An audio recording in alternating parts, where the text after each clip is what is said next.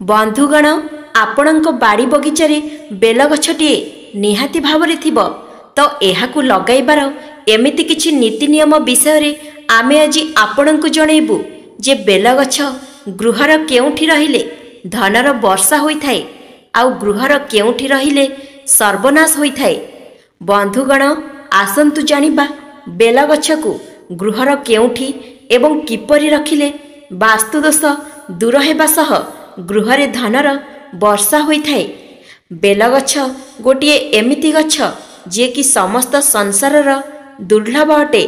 तार दिव्यता, तार दुर्लभता, तार औषधीय गुण, तार क्षमता पाई समस्त देवी देवता एवं समस्त मनुष्य जातिर प्रिय एवं आदरणीय होइथाय।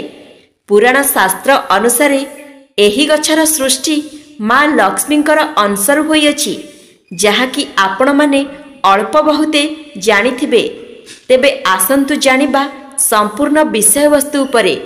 बंधुगण आसंतु जानिबा बेल गछर किछि औषधीय एवं उपकारिता गुण विषय रे। एही गछरे साक्षात शिव एवं शक्तिंकर वास होइथाय। बेलपत्रर त्रिशाखारे त्रिदेव वास करिथांती बा ब्रह्मा विष्णु महेश्वर वास करिथांती। एणु बेल गछ मूलरे सबुदिन स्नान करि सारी पानी देले कोटि पुण्य मिलिथाय एवं शिव शंकरଙ୍କ सहित माँ लक्ष्मी मध्य प्रसन्न होइथांती, जहा फलरे कि सेही मनुष्य समस्त प्राणी को बस करिबार शक्ति लाभ करिथाय एवं चाकिरी तथा व्यवसाय रे सफलता लाभ करिथाय। धनवान हेबारु मध्य केही रोकी पारंती नाही, अमाप धनर अधिकारी होइथांती। बेलपत्र हेउछि भगवान शिव एवं समस्त देवी मानकर प्रिय पत्र अटे, जहा कि सुखी जाए हेले केबे भी बासी हुए नाही। एही पत्ररे चंदनर लेप लगाई शिव तथा देवी को अर्पण करिबा द्वारा मनुष्यर समस्त मनस्कामना पूर्ण होइथाय। बेलगछर काठी को चंदन परि घोरी भगवान शिव तथा देवी को टीका लगाइले कोटि पुण्य प्राप्त होइथाय एवं मनुष्य निज मथारे एही बेल काठीर घोरी को चंदन परि टीका लगाइले समस्त प्राणी को बस करि परिथाय, समस्त कार्य विजय लाभ करि परिथाय।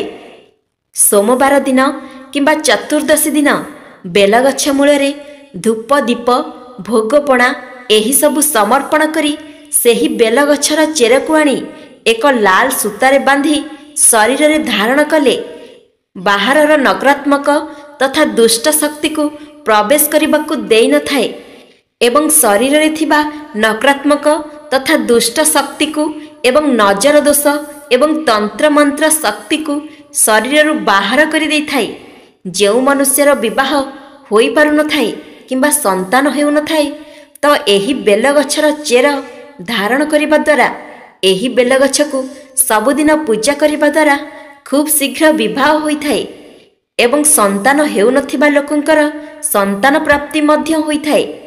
जेउ व्यक्ति भगवान शिव एवं देवींकर आराधना करुथांती एवं सेमाने जदि बेलगछर मूलरे बसी शिव तथा देवींकर मंत्र जप करंती तेबे खूब शीघ्र सेमानंकर साधना पूर्ण होइथाय एवं समस्त मनस्कामना मध्य पूर्ण होइथाय। साधारणतः घर चारि पाखरे बड़ बड़ गछ रहिबा अशुभ होइथाय एवं सेही सबु गछर छाई घरे पड़िबा द्वारा वास्तुदोष उत्पन्न होइथाय। मात्र एही बेलगछ एमिति एक दिव्य गछ जहाँकि घरर चतुर्पार्श्वरे जे कोनोसी स्थान रे रहिले एहा शुभ होइथाय।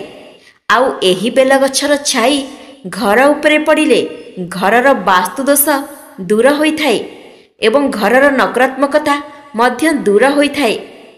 बंधुगण एबे आसंतु जानिबा बेलगछ गृहरे केउ दिगरे रहिले कौन होइथाय।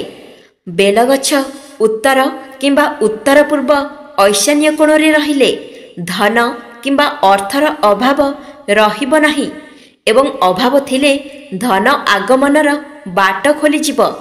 घरर पूर्व दिगरे बेलगछ रहिले गृहरे शांति बजाय रही थाए।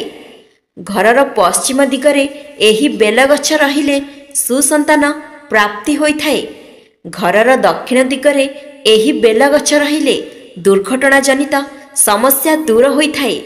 ତେବେ ବନ୍ଧୁଗଣ, ଆଶା କରୁଛି ଭିଡ଼ିଓଟି ଆପଣଙ୍କୁ ନିହାତି ଭାବରେ ଭଲ ଲାଗିଥିବ। ଯଦି ଭିଡ଼ିଓଟି ଭଲ ଲାଗିଥାଏ ତେବେ ଭିଡ଼ିଓଟିକୁ ଲାଇକ୍ କରି ଆମ ଚ୍ୟାନେଲକୁ ସବସ୍କ୍ରାଇବ୍ କରିଦିଅନ୍ତୁ। ଧନ୍ୟବାଦ।